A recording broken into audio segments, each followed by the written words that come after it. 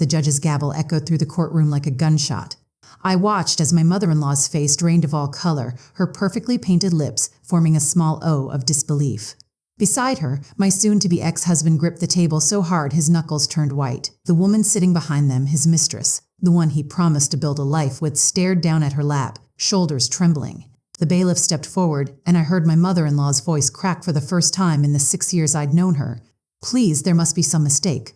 But there was no mistake. The evidence was irrefutable, documented, and delivered with surgical precision. As they led them both out, my mother-in-law turned to look at me one final time. I met her gaze without flinching, without gloating, without anything but the calm certainty of someone who had finally found solid ground beneath her feet. Before the story begins, please leave us a comment telling us which state or city you are watching from. Don't forget to like and subscribe so this channel can grow and bring you more exciting stories. But I'm getting ahead of myself. Let me tell you how it started, how the perfect daughter-in-law, the woman who bent over backward to please everyone, became the person who could watch her former family's destruction without a single tear. My name is Catherine Eleanor Bennett, if you want the full thing, though everyone calls me Cat. 3 years ago, if you told me I'd be standing in a courtroom watching my husband and his mother face criminal charges, I would have laughed in your face. Not a bitter laugh, but a genuinely amused one, because the idea seemed so absurdly impossible. I met David Thornton at a charity gala in downtown Atlanta. I was 26, wearing a dress I'd saved for 3 months to buy, working as a junior architect at a mid-sized firm. He was 32, confident without being arrogant, wearing a perfectly tailored suit that probably cost more than my monthly rent. When he smiled at me across the silent auction table, I felt something shift in my chest, a recognition maybe, or just the simple flutter of attraction. "Are you really about to bid $800 on a weekend at a bed and breakfast in Helen?" he asked, leaning close enough that I could smell his cologne. Something woodsy and expensive. "The money goes to children's literacy programs," I said, defensive but smiling. "And I like the mountains." "So do I." He raised his paddle. $1,000. I gasped. "That's not fair. I can't compete with that." "Then let me take you." His eyes held mine. "To the mountains, I mean. We'll donate the package back to be auctioned again next year, and I'll take you to my family's cabin in Blue Ridge instead. Better views, I promise." That was David.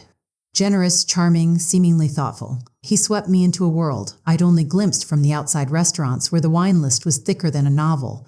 Weekend trips to Charleston and Savannah. Gallery openings where I actually recognized the artists' names. 6 months later, he proposed on the terrace of the Chateau Elan winery, the ring catching the last rays of sunset. "I've never met anyone like you," he whispered as he slid the platinum band onto my finger. "You're real, Cat. Everyone else in my life wants something from me. You just want me," I believed him. God, I believed every word. The wedding was at the Cherokee Town and Country Club, exactly as his mother, Patricia, demanded, insisted, really, in that way she had of making suggestions that weren't suggestions at all. 250 guests, 6-tier cake, live orchestra, flowers flown in from Ecuador. I'd wanted something smaller, more intimate, maybe at the Botanical Gardens, but Patricia had patted my hand with those cold fingers of hers and said, "Darling, the Thornton family has certain standards to maintain. People will talk if we do something too casual." You understand. I understood. I understood that I was marrying not just David, but the Thornton legacy, the Thornton reputation, the Thornton expectations. Patricia made that clear from our very first meeting when she'd looked me up and down in the foyer of their Buckhead estate and said, "Well, you're certainly prettier than David's last girlfriend. That's something, at least." David had laughed it off. "Mother, be nice." "I am being nice, sweetheart. I'm just being honest. You know I only want what's best for you." The morning of our wedding, my own mother, bless her heart, had squeezed my hand in the bridal suite and whispered, "It's not too late to run, baby. I see how that woman looks at you.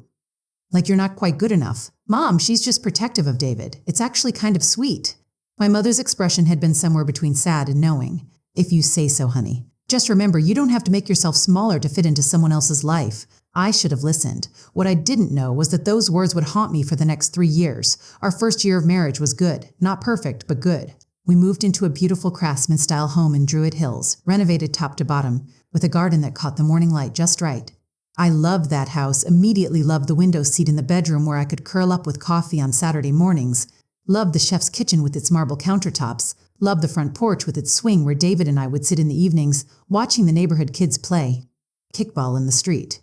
David worked long hours at Thornton Development Corporation, the commercial real estate company his father had built, and his mother now ran with an iron fist after his father's death 5 years prior. I continued at my firm, working my way up to senior architect, designing mixed-use developments and affordable housing projects that I was genuinely proud of. But Patricia was always there, hovering at the edges of our life like a storm cloud that never quite broke. She had keys to our house. She would let herself in without calling first, arriving at 7 in the morning with fresh croissants and criticism. "Catherine, darling, you really should use cleaning the baseboards." I ran my finger along the one in the hallway and found dust. Or, "I noticed you're still using that chip serving platter for dinner parties. I'll have the Risa send over the Wedgwood set from the house. We can't have guests." Thinking we're raising David in poverty. She called David every single day, sometimes multiple times. When we went on vacation to Tybee Island for our first anniversary, she called 6 times before we'd even unpacked the car, concerned about everything from whether David was wearing enough sunscreen to whether the rental house had been properly cleaned. "She just misses Dad?" David would say whenever I gently suggested that maybe, possibly, his mother was a little too involved in our lives. "She doesn't have anyone else. We're all she has." "What about her sister, her friends? It's not the same. I'm her son, her only child. Can't you just be patient with her?" So I was patient. I smiled when Patricia rearranged my kitchen cabinets to be more efficient. I thanked her when she bought me clothes in styles I would never wear because they're more appropriate for a Thornton. I kept my mouth shut when she criticized my family, my friends, my career choices, my decision to wait a few years before having children. "David needs an heir," she said one Sunday dinner at her house, the table laden with a 5-course meal prepared by her personal chef. The crystal chandeliers above us cast fractured light across the formal dining room. The Thornton line must continue. "You're not getting any younger, Catherine. 29 already?" "We've discussed this, Mother," David said, but his voice was mild, almost amused. "We'll have children when we're ready. And when will that be? When Catherine's career is more established?" Patricia's perfectly shaped eyebrows arched. "Darling, I hate to be indelicate, but what does she even make at that little firm of hers? 60,000? 70? David makes that in a month. Her working is really just a hobby at this point." My face burned. The lamb on my plate suddenly looked unappetizing. "Architecture is my passion, not a hobby." "Of course, dear," Patricia smiled, but it was the smile of a shark. "I'm sure it's very fulfilling for you. I'm just saying that family should come first." David's father understood that. He built an empire so I could focus on making a home, raising our son properly. That's what matters. That night, in our own bed, in our own house, I'd curled against David's side. "Your mother basically called my career pointless today." "She didn't mean it like that." His fingers traced lazy circles on my shoulder. "She's from a different generation. She doesn't understand why women want to work when they don't have to. But I want to work. I need to work. It's who I am." "I know, baby, and I love that about you." He kissed my forehead. "Just ignore her. She'll come around eventually." She never did come around. She just got worse. The thing about slow, creeping control is that you don't notice it until you're already trapped. Looking back now, I can see how systematically Patricia infiltrated every corner of our life. She convinced David to add her as a joint account holder on our main checking account in case of emergencies. She insisted on being listed as an authorized user on all our credit cards, so she could help with shopping if we needed anything. She had copies of all our important documents, access to our financial records, keys to our house, our cars, our safety deposit box. "It's just practical," David assured me when I expressed discomfort. "She's helping us. She took care of all the paperwork for the mortgage refinance, remember? Saved us thousands. She handles the property tax payments. She's making our lives easier." What I didn't know was that Patricia wasn't helping us. She was positioning herself, building a network of control, setting up the infrastructure for our destruction. The first real crack in my marriage appeared about 2 years in. David started working later, coming home at 9, 10, sometimes 11 at night. When he did arrive, he smelled like perfume. Not mine, something heavier, muskier, with notes of jasmine and vanilla. "Client dinner," he'd say, barely kissing my cheek before heading to the shower. "You know how it is. We're closing the Midtown Tower deal. Lots of schmoozing required." I wanted to believe him. I tried to believe him, but something primitive in my gut twisted every time he walked past me trailing that foreign scent. Then came the phone calls he'd taken in another room, his voice dropping to a murmur I couldn't quite hear. The text that made him smile in a way he hadn't smiled at me in months. The weekend business trips to Nashville, Birmingham, Jacksonville. "Come with me," I suggested once. "I can take a few days off. We could make it romantic." "These trips are all work, babe. I'll be in meetings the whole time. You'd be bored out of your mind." He was already throwing clothes in his luggage, not looking at me. "Besides, didn't you say you had that big presentation on Wednesday? Focus on that. I'll be back before you know it." But when he returned from those trips, he seemed further away than ever. We stopped having sex.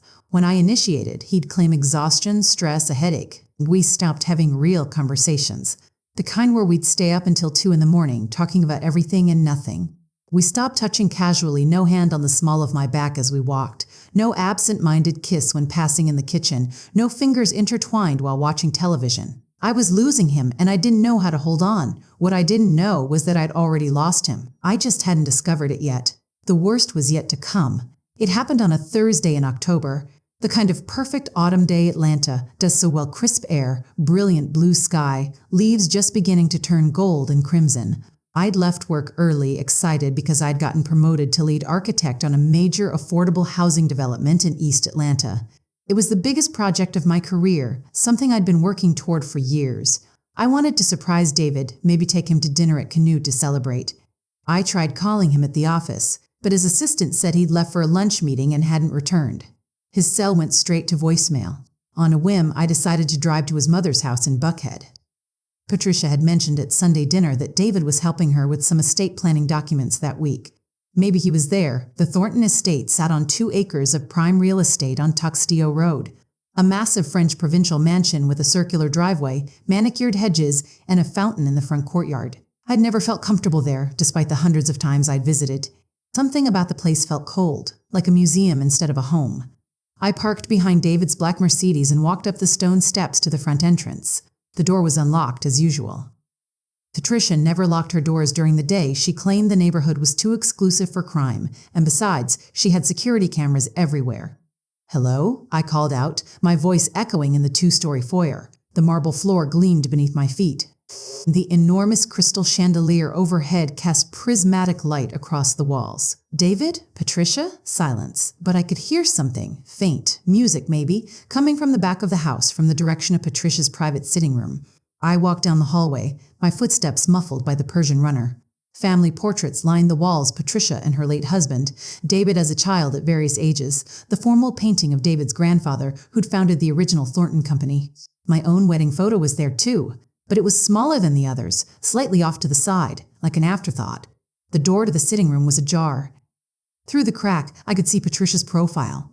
She was sitting on her cream-colored sofa, the one she'd once scolded me for sitting on with jeans that might have had lint. She was laughing, actually laughing with genuine warmth I'd never heard directed at me. "You're absolutely right," Patricia was saying. "He has no idea, none whatsoever." "I almost feel bad sometimes," another woman's voice replied, younger, unfamiliar. "She seems so nice." "Nice doesn't mean suitable," Patricia's tone hardened. "David needs someone who understands his world, his responsibilities. Someone who can stand beside him as an equal, not someone he has to prop up. Catherine is a sweet girl, I suppose, but she's pedestrian, common. Her family has no connections, no legacy, no real money. She works because she has to, not because she chooses to. It's embarrassing, frankly." My hand froze on the doorframe. My heart was suddenly beating so loud I was sure they could hear it. "But David married her," the other woman said. "Doesn't that count for something?" "David married her because she was different from the women he usually dated. He thought she was authentic." Patricia's laugh was bitter.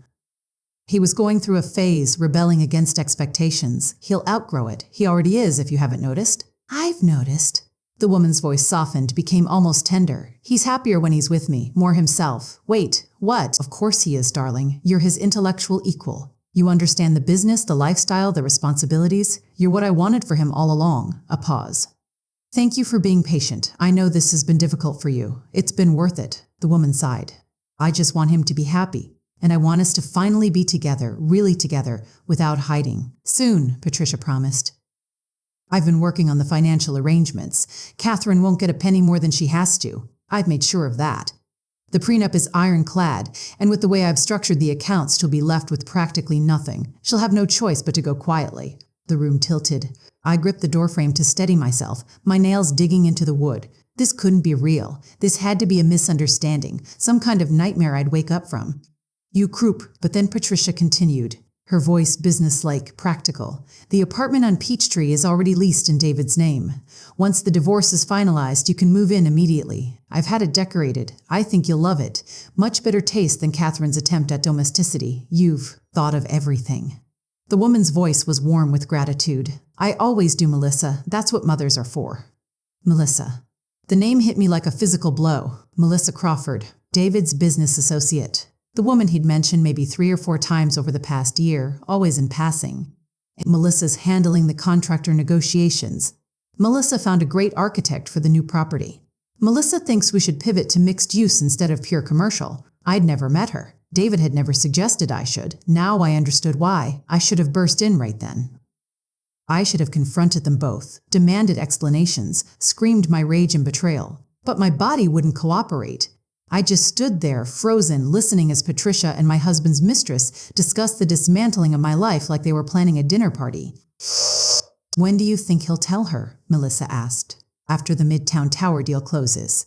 2, maybe 3 weeks. He doesn't want the distraction before then. Once that's done, once the commission is secure, he'll sit her down and explain that the marriage isn't working. Will she fight it? Probably. She's more stubborn than she looks, but she has no real leverage. No money of her own to speak of. That little salary of hers is laughable. No family resources. Her parents are solidly middle class, barely getting by in some suburb. She'll realize quickly that fighting is futile. Patricia's voice took on a note of satisfaction.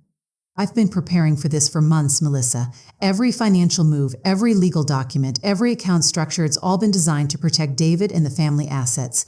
Catherine will sign the papers and disappear back to whatever mediocre life she would have had if she'd never met my son. That's when I ran. I didn't walk, didn't tiptoe. I turned and fled down that hallway, my breath coming in gasps, my vision blurring with tears I couldn't control. I made it to my car somehow, threw myself into the driver's seat, and just sat there, shaking. The cold leather pressed against my back through my thin blouse.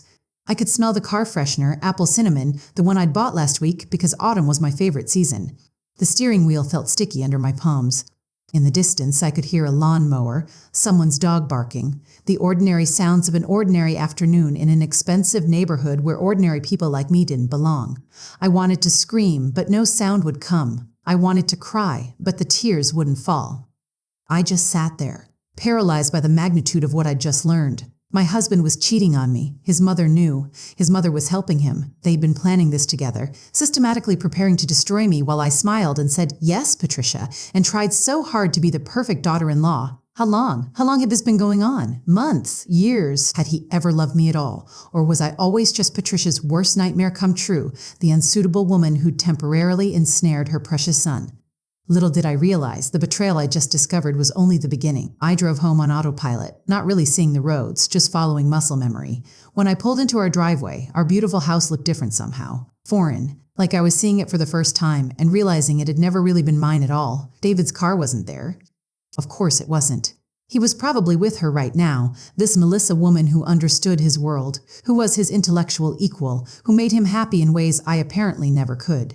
Inside, the house smelled like the lavender candles I'd lit that morning. The breakfast dishes were still in the sink from when I'd rushed out, running late. My coffee cup sat on the counter, a half moon of lipstick on the rim. Evidence of the person I'd been just hours ago, the naive woman who thought she had a good marriage, a career she was proud of, a future she could count on. I walked through the rooms like a ghost, seeing everything with new eyes. The furniture we picked out together, had he been thinking of her even then? Wishing it was Melissa, choosing the sofa, the dining table, the bed we'd made love in. The photos on the walls, our wedding, various vacations, Sunday dinners, had those smiles been real, or had I been blind to the truth hiding behind them? In the bedroom, I opened David's closet. His suits hung in perfect rows, organized by color and season.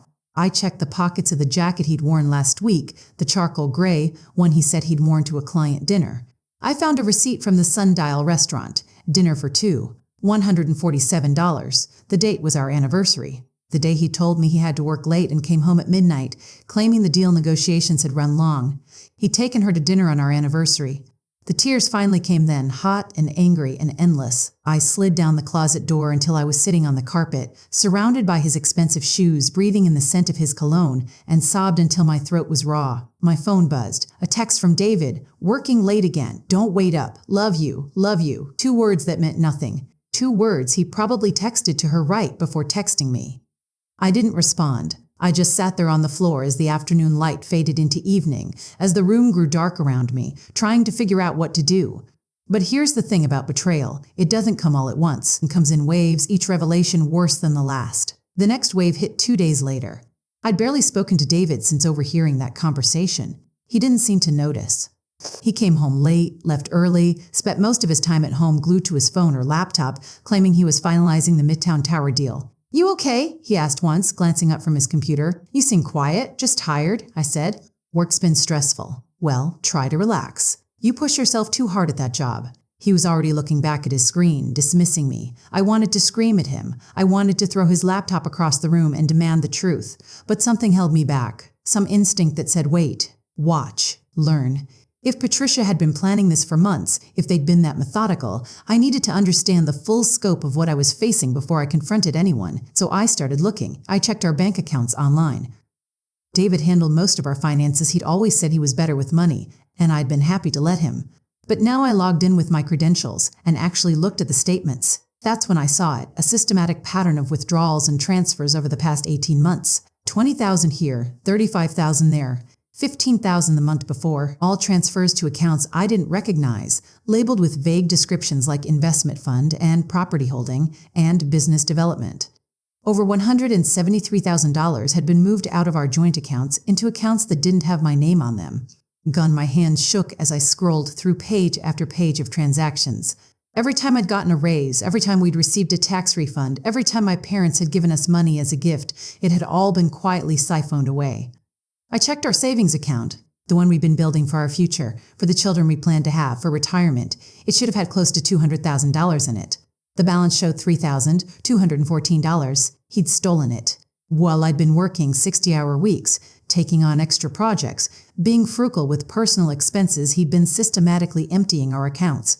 But that wasn't the worst part. The worst part was when I checked the records for our house.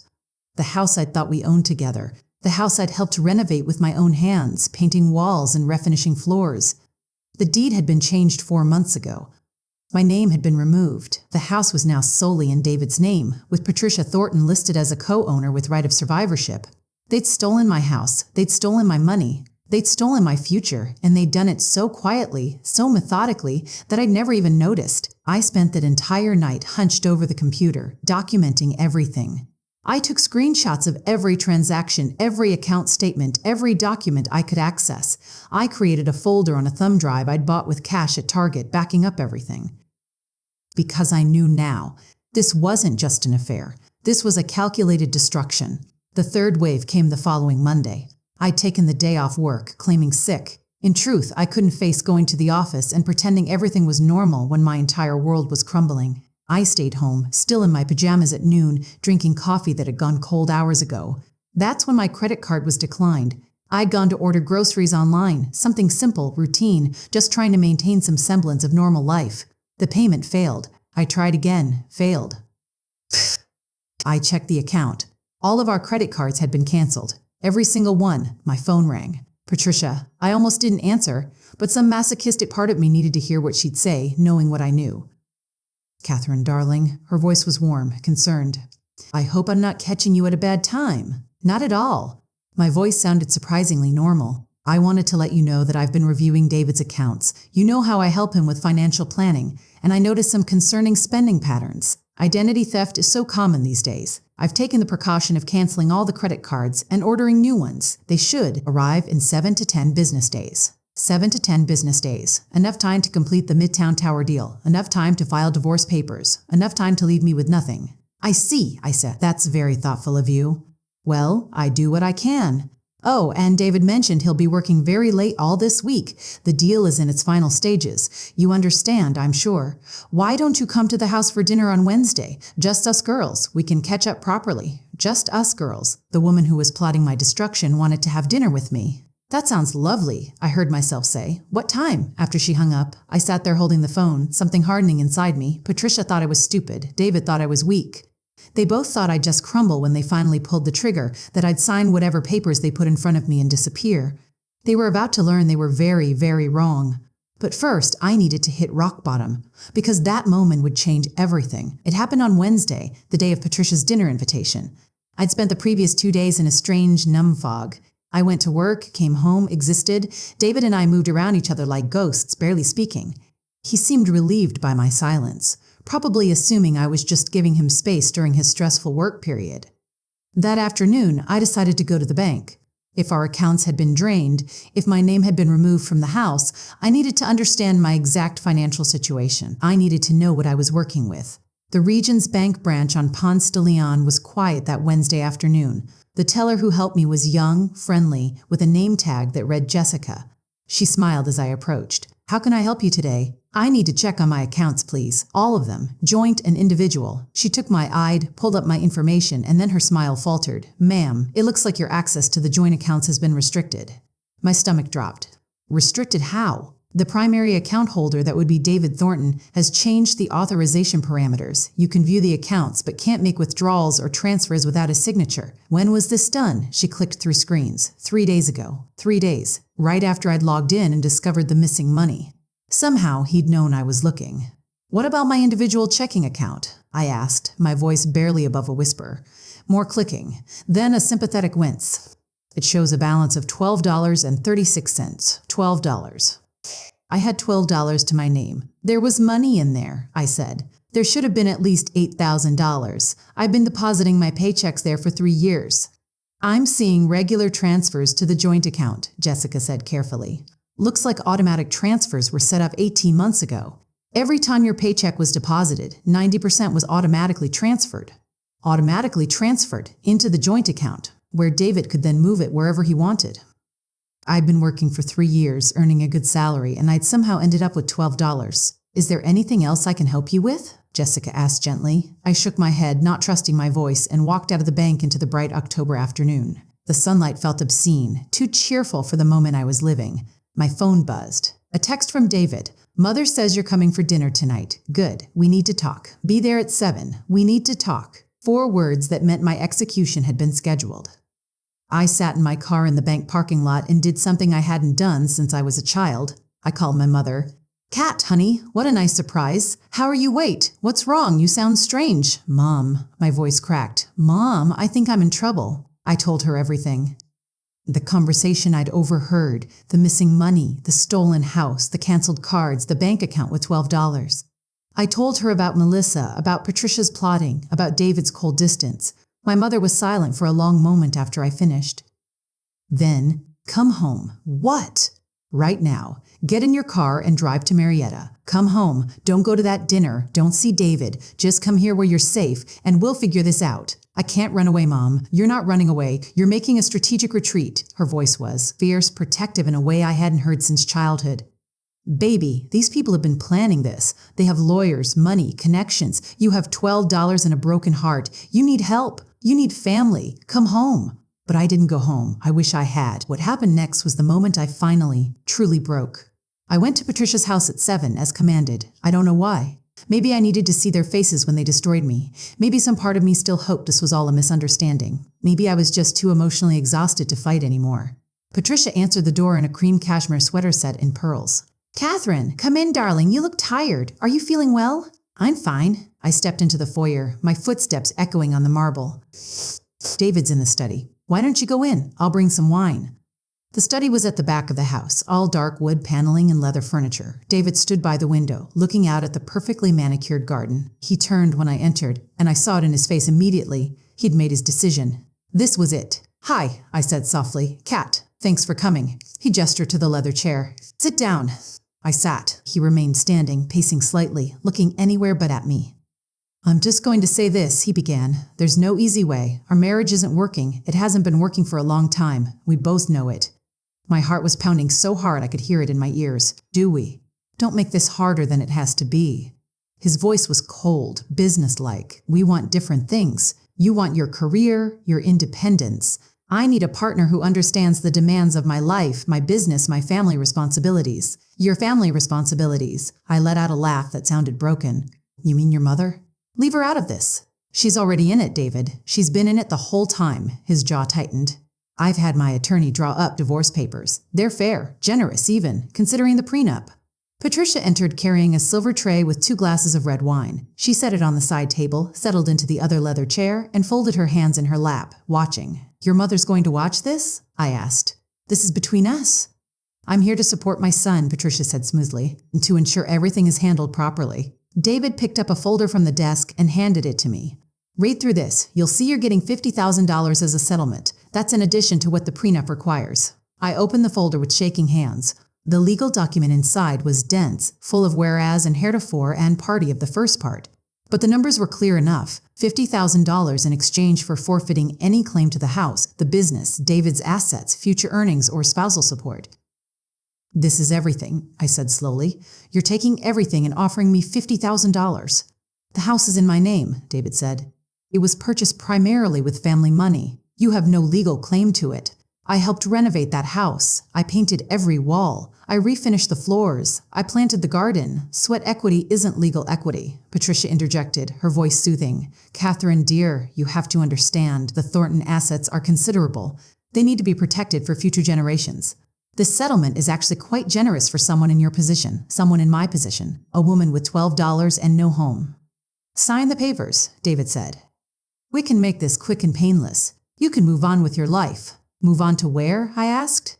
"With what? You've drained our accounts. You've taken my name off the house. You've left me with nothing." "You're being dramatic. $50,000 is enough to start over. Get an apartment, rebuild. You're young, you have your career." He checked his watch, actually checked his watch like he had somewhere more important to be. "I need an answer tonight, Kat. Sign now and we can move forward. Refuse, and this gets ugly. Your choice." That moment would change everything. I stood up, legs shaking, and set the folder back on the desk. "I need time to think." "There is no time," Patricia said sharply. "David has been more than patient, more than generous. Sign the papers, Catherine. No." David's expression hardened. "Then you're going to regret this. I have the best attorneys in Atlanta. You have nothing. No money for legal fees, no family resources to draw on. You'll lose everything anyway, but it'll cost you months of stress and end with the same result." "Maybe," I said, "but I won't sign tonight." I walked toward the door, my vision blurring with tears I refused to let fall in front of them. "Catherine," Patricia's voice stopped me. "I actually invited you here for another reason. There's someone I'd like you to meet." She stood and opened the door to the adjacent sitting room. A woman stepped out, tall, blonde, elegant in a black sheath dress and heels, beautiful in that polished, expensive way that required professional maintenance. "Melissa." "This is Melissa Crawford," Patricia said, her voice warm. "David's business partner, and his fiancée once the divorce is finalized." The room spun. I gripped the doorframe to steady myself. Melissa had the grace to look uncomfortable. "David, I told you this wasn't the right way. She needed to know," David said. "Clean break. That's best for everyone." I looked at him, this man I'd loved, this man I built a life with, and I didn't recognize him at all. "How long? Does it matter?" "How long, David?" He sighed, annoyed. 2 years. A little over. 2 years. Almost our entire marriage had been a lie. "The Savannah trip for our first anniversary?" I asked, my voice eerily calm. "Where you spent half the time on work calls?" I was calling Melissa.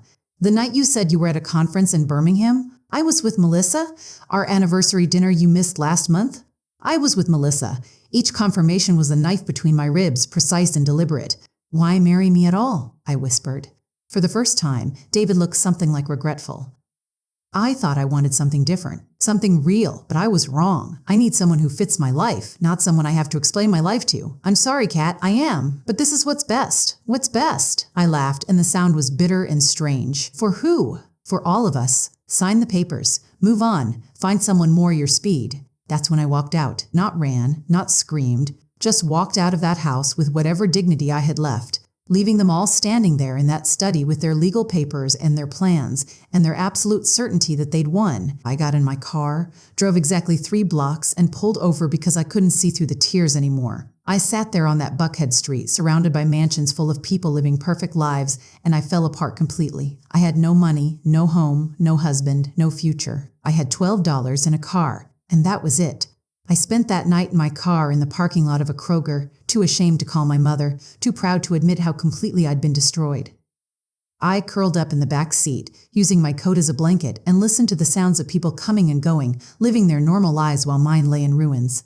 The rock-bottom moment came around 3 in the morning, when a security guard tapped on my window and asked if I was okay. I saw myself reflected in the window hair, tangled, face swollen from crying, sleeping in my car like someone with nowhere else to go.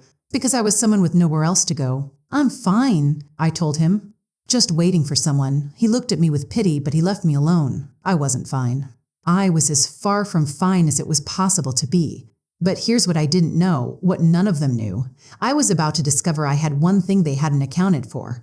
The next morning, bleary and exhausted and still wearing yesterday's clothes, I drove to my parents' house in Marietta. My mother took one look at me and pulled me inside without a word, holding me while I cried for what felt like hours. I should have listened to you, I sobbed into her shoulder. You knew. You tried to warn me. Shh, baby. You're safe now. We'll figure this out. My father appeared in the doorway, his face thunderous. Tell me everything, he said quietly. So I did. I told them about the affair, the stolen money, the house, the accounts, the ambush dinner with Melissa. I told them about the $12 and sleeping in my car. When I finished, my father was silent for a long moment. Then he went to his study and returned with something I hadn't thought about in years, a small safe deposit box key on a chain. Your grandfather left this for you, he said. Do you remember? I did, vaguely. My mother's father had died when I was 23, just before I'd met David. He'd been a quiet man, a veterinarian in rural Georgia who'd never seemed particularly wealthy.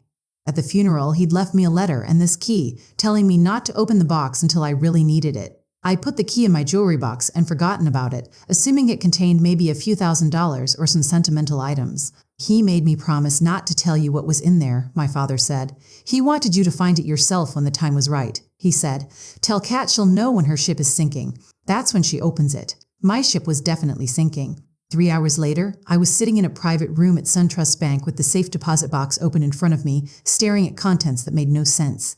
Inside was a letter in my grandfather's handwriting, a stack of legal documents, and a small velvet bag. I opened the letter first. My dearest Catherine, if you're reading this, you're in trouble. Bad trouble. The kind where you feel like you have nothing left, where someone has tried to take everything from you. I know this because I've been watching you your whole life. You're kind, maybe too kind. You trust people, maybe too easily. You believe the best of everyone, even when they don't deserve it. These are beautiful qualities, my girl, but they make you vulnerable to predators. So I'm giving you a gift. Actually, I'm giving you the gift I've been saving your whole life. I wasn't just a small-town veterinarian, Kat. Your grandmother and I bought land in the 1960s. Lots of land. Cheap land that no one wanted, out in what's now the northern suburbs of Atlanta. We held on to it for decades, watching the city grow closer, waiting.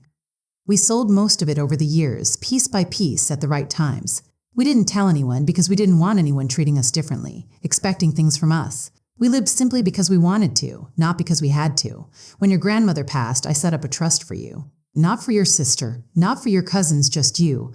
Because you were the one who used to sit with me in the clinic, helping me bandage wounded animals, crying over the ones we couldn't save. You had a tender heart, and I knew that tender heart would someday get you into trouble. In this box, you'll find the deed to 217 acres in Forsyth County. You'll also find documentation for a trust fund in your name containing $2,000 million in cash and securities. The property is worth more, at least $3 million at current market rates, probably more if you wait for the right buyer. You have nearly $6 million, Catherine. They can't touch it because they don't know about it. I made sure the trust was set up in a way that doesn't show up in normal asset searches. It's yours alone. But here's what I want you to remember, sweetheart. This money isn't just to help you survive. It's to help you fight back. Don't just accept whatever scraps someone is offering you. Don't shrink yourself to make others comfortable. Don't let anyone tell you that you're worth less than you are. Use this gift to stand up, to fight, to show whoever tried to destroy you that they picked the wrong woman. I always knew you were strong, Kat. You just didn't know it yet. With all my love, Grandpa Thomas. I read the letter 3 times, my hand shaking so hard the paper rattled. Then I opened the velvet bag. Inside was a simple gold ring, my grandmother's wedding band, and a note. She would have wanted you to remember you don't need anyone to complete you. You're already whole. I sat there in that sterile bank room, holding my grandmother's ring and my grandfather's letter, and felt something shift inside me. The grief was still there. The betrayal still hurt, but underneath it all, a different feeling was rising. Rage. Pure, cold, focused rage. They thought they destroyed me. They thought I'd crumble. They thought I had nowhere to turn and no resources to fight back. They were about to learn just how wrong they were. The next week, I did 3 things. First, I rented a beautiful apartment in Midtown, the kind of place I'd never allowed myself to consider before. Top floor, floor-to-ceiling windows, view of the city skyline. I paid 6 months in advance, in cash. Second, I hired an attorney. Not just any attorney, I hired Margaret Chen, the most ruthless divorce lawyer in Atlanta. The woman David's own mother had once called that vicious shark with grudging respect. Margaret sat across from me in her glass-walled office and listened to my story without interrupting. When I finished, she smiled. It was not a kind smile. "I'm going to enjoy this," she said. "Your husband and his mother have made several critical mistakes, such as removing your name from the house and moving money around without a legal separation agreement in place, such as your mother-in-law having joint access to accounts while actively conspiring to defraud you. such as conducting an affair for 2 years while depleting marital assets to support his mistress. She pulled out a yellow legal pad and started writing. Georgia is an equitable distribution state, which means marital assets should be divided fairly, regardless of whose name they're in. Your husband's systematic depletion of your joint resources while concealing an affair is exactly the kind of thing judges hate. But the prenups can be challenged if there was fraud involved. And transferring assets out of your reach while planning a divorce? That's fraud. Margaret leaned forward. Here's what we're going to do. We're going to file for divorce first before he does. We're going to request full forensic accounting of all assets. We're going to depose your mother-in-law about her role in this. We're going to make this so expensive and so public that by the time we're done, David's going to wish he'd been fair from the start. I don't want revenge, I said. I just want what's mine. Margaret's smile widened. Catherine, in my experience, those are the same thing. Third, I didn't tell anyone what I was doing. Not David, not Patricia, not my friends. I just disappeared from their view for 10 days while Margaret and her team built an ironclad case. During those 10 days, I learned things that made the original betrayal look almost minor. The forensic accountant Margaret hired discovered that David hadn't just moved our money, he'd been siphoning funds from Thornton Development Corporation itself. Small amounts at first, then larger ones, always carefully structured to avoid immediate detection. He'd been using company money to support his lifestyle with Melissa, the apartment Patricia had mentioned, a BMU in Melissa's name, jewelry, trips, even a beach house in Destin. Patricia as CEO had either known about it or been criminally negligent in her oversight. Either way, it was a problem. But the worst discovery came from David's own electronic trail. His email account, which he'd foolishly accessed from our home computer and which had auto-saved his password. In those emails, I found everything. Messages to Melissa talking about how Catherine will be easy to handle, she's too nice to put up a real fight. Discussions with Patricia about how to minimize the financial damage of divorcing me. Plans to move me out of the house the same day he served me papers, so I'd have no opportunity to claim anything. There were even emails to his attorney, dated from 6 months ago, asking about the best way to remove an unwanted spouse with minimal cost. He'd been planning this for at least 6 months, maybe longer. While I was sleeping beside him, working to support our household, trying to be the perfect wife, he was systematically planning my destruction. The email that hurt most, though, was the one to Melissa dated just 2 weeks ago. Mother and I are meeting with Kat tomorrow night. We're going to make it clear she has no choice but to sign. Once it's done, we can finally move forward with our real life, the one I should have been living all along. I can't wait to be done with this whole mess. I'm sorry you've had to wait so long, baby. Just a little while longer, and then it's you and me forever. I'd been this whole mess. Our marriage, our vows, our life together, it had all been just a mess he wanted to clean up. I printed everything, saved everything, documented everything, and then I waited for Margaret to tell me it was time. The counterattack came on a Monday morning. David was at work, probably thinking I was somewhere licking my wounds, trying to figure out how to survive on $50,000 and a broken heart.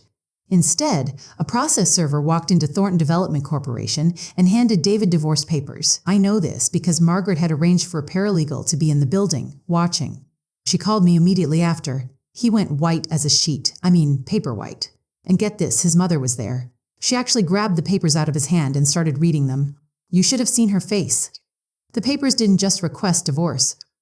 They requested full forensic accounting of all marital and corporate assets, immediate freeze on all joint accounts, restraining order preventing further asset transfers, 50% of all marital property, including the house spousal support legal fees damages for fraud and emotional distress. We were asking for everything, not because I necessarily expected to get all of it, but because Margaret said you always ask for more than you want, so you have room to negotiate.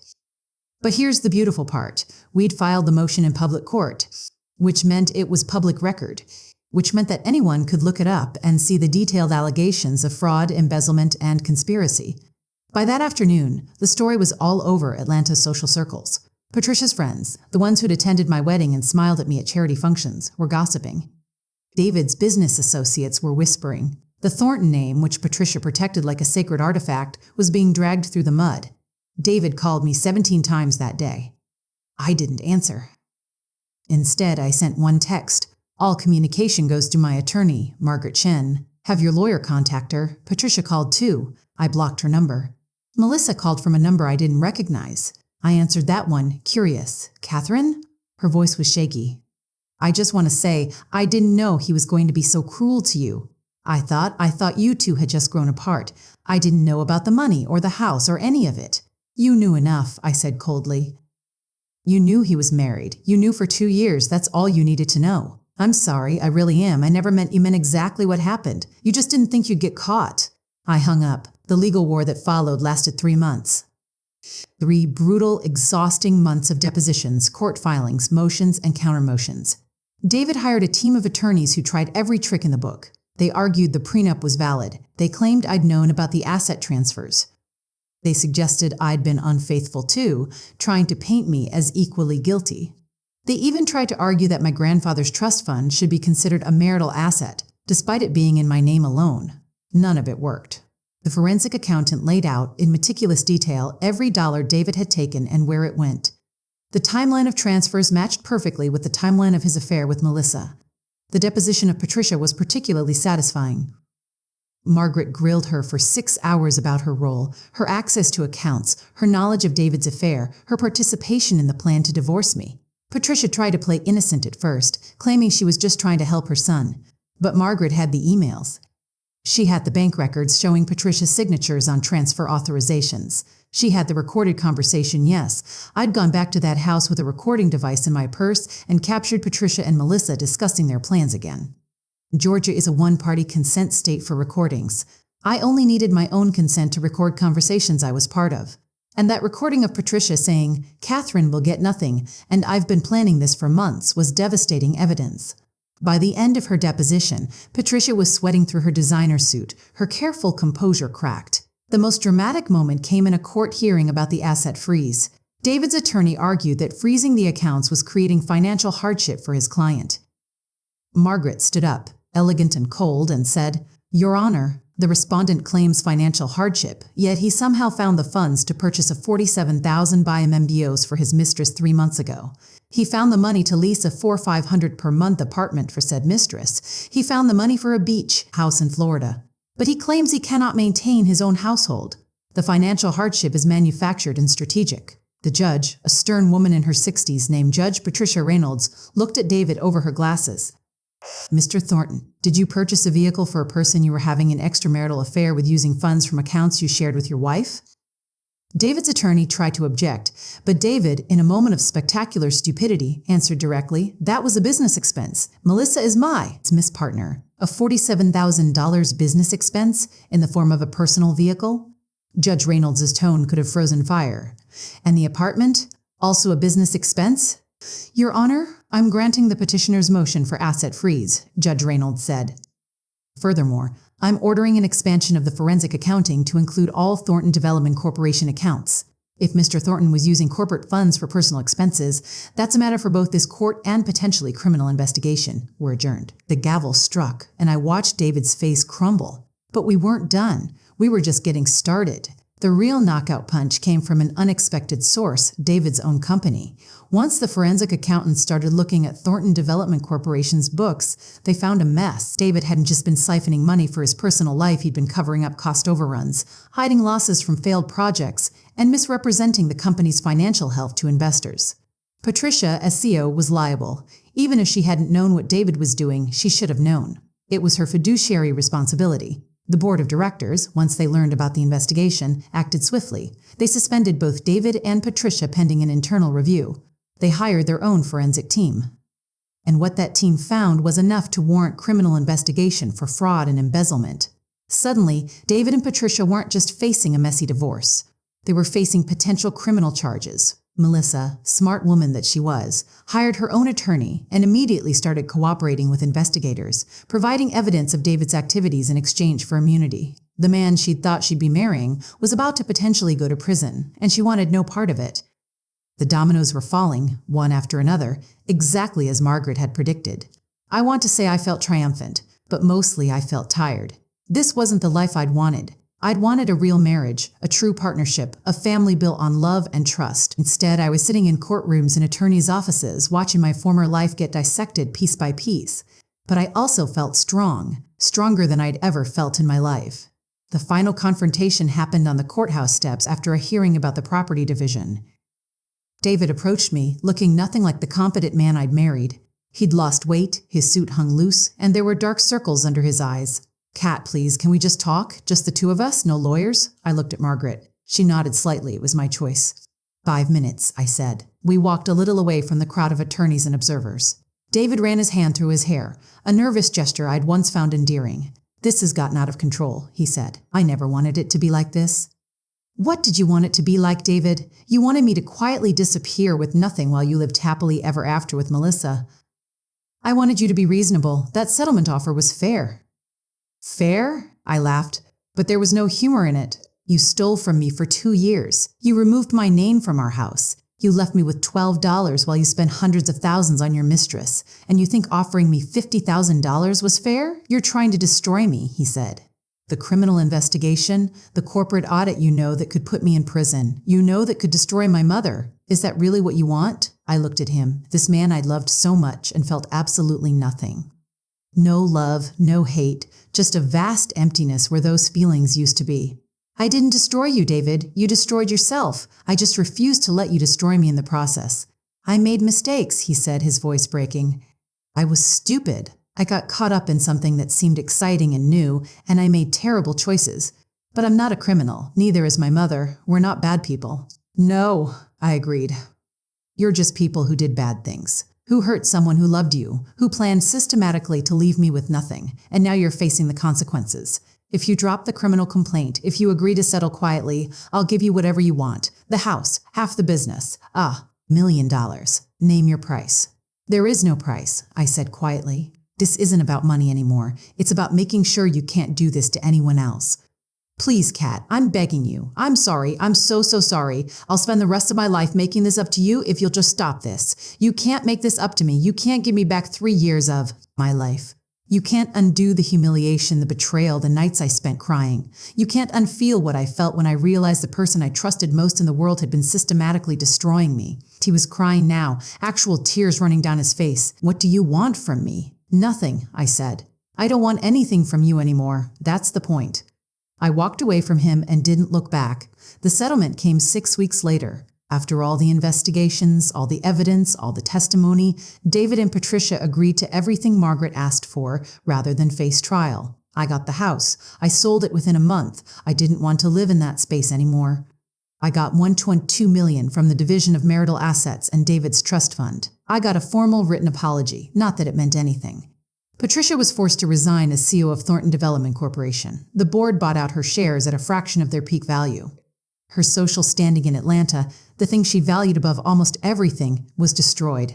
No one wanted to be associated with the woman who tried to defraud her own daughter-in-law. David accepted a plea deal on the fraud charges. 5 years probation, community service, and full restitution to the company and its investors. No prison time, but his reputation was finished. No respectable company would hire him. The Thornton name, once synonymous with success in Atlanta real estate, became a cautionary tale. Melissa moved to Nashville and, from what I heard, married a music producer. I hope she learned something from the experience, though I doubt it. As for me, 1 year later, I stood on the deck of my new home in the mountains, a beautifully renovated cabin on 5 acres of land in Blue Ridge, the same mountains David had promised to take me to all those years ago. I'd quit my job at the architecture firm and started my own practice, specializing in sustainable, affordable housing design. It was challenging, fulfilling work that actually made a difference in people's lives. I'd used part of my grandfather's trust to set up a foundation providing legal aid to women going through difficult divorces. Margaret Chen sat on the board. We'd become unlikely friends through the whole ordeal. My mother visited every weekend, bringing food and laughter and unconditional love. My father installed a new deck, proud of his daughter for standing up for herself. I was dating someone new, a carpenter I'd met through a building project. He was kind, honest, and had never heard of the Thornton family. We took things slowly because I was in no rush. I'd learned that being alone was better than being with the wrong person. Some people might say I should forgive David and Patricia, that holding on to anger would only hurt me. But I wasn't holding on to anger. I'd let that go months ago. What I was holding on to was the lesson, that I was stronger than I'd ever known, that I could survive betrayal and come out whole on the other side, that I didn't need anyone to complete me because I was already complete. On quiet evenings, I'd sit on that deck and watch the sunset paint the mountains gold and purple, and I'd think about my grandfather's letter. Use this gift to stand up, he'd written. To fight. To show whoever tried to destroy you that they picked the wrong woman. They had picked the wrong woman. I'd been the kind, accommodating girl who said yes to everything, who bent over backward to please everyone, who made herself smaller to fit into someone else's life. But I wasn't her anymore. I was Catherine Eleanor Bennett, a woman who'd been tested by fire and emerged as steel. I owned my own home, ran my own business, lived by my own rules. I'd learned that the only person's approval I needed was my own. Did the betrayal still hurt sometimes? Yes. Did I still have moments where I wondered what I'd done wrong, why I hadn't been enough? Of course. Healing isn't linear, and some scars take time to fade. But mostly, I felt free. Free from the weight of trying to please Patricia. Free from the constant anxiety of wondering if David really loved me. Free from the cage I'd built for myself out of other people's expectations. My phone buzzed with a text from Margaret. Coffee this week? I have a new client whose husband thought he could hide assets in offshore accounts. Idiot. This one's going to be fun. I smiled and typed back, Wednesday works. I'll bring the celebration donuts in advance, because that's what I did. Now, I helped other women fight back. I shared what I'd learned. I used my resources and my experience to make sure that when women faced their own versions of David and Patricia, they didn't have to face them alone. If you're listening to this and you're going through something similar, here's what I want you to know. You are not alone. You are not crazy. You are not overreacting. If someone is systematically trying to control you, gaslight you, or take what's rightfully yours, trust your instincts. Document everything. Find people who believe you. Fight back. You're stronger than you know. You just haven't had to prove it yet. And when you do, you'll surprise yourself. You'll surprise everyone. Did you like the story, and which city are you listening from? Let's meet in the comments. If you like the story, you can support me by sending a super thanks so I can keep bringing more stories like this. Thank you so much for your sweet support. I'm looking forward to your comments on the story. On the screen, you can see 2 new life stories that I highly recommend. There's so much more on my channel. Don't forget to subscribe. See you in the next story with love and respect.